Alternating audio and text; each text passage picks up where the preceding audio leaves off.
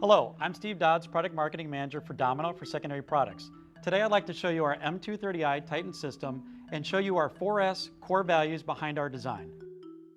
So part of what our 4S contains is our size, a compact size that has a very small footprint.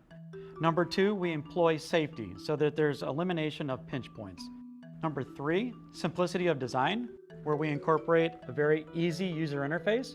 And number 4, smarts and intelligence built in to make the machine run error-free. Compact size of the machine is really important when you're on the line because there's not a lot of extra space, but we don't compromise capacity. So we still have a 14-inch OD roll and we have a 600-meter ribbon.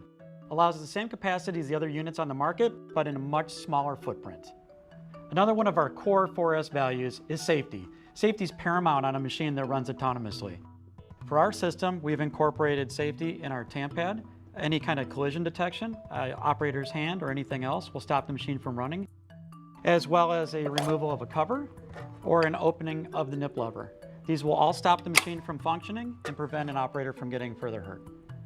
Another one of our 4S core design elements is simplicity.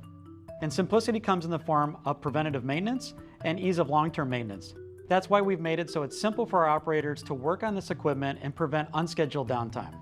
For ease of maintenance, with the back panel removed, it's easy to get to all the wear items such as belts, spring, and clutches. In order to get access to the printhead, we can move the tamp cylinder back, open up the printhead latch, and remove the magnetically coupled printhead. This allows for very easy replacement as well as easy cleaning and maintenance. Our last 4S core value is our smarts.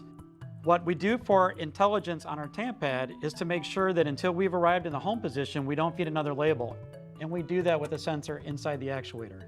We also incorporate an air pressure sensor that tells us if the air pressure is too low, so we don't try to extend the arm and have a potential collision with a product.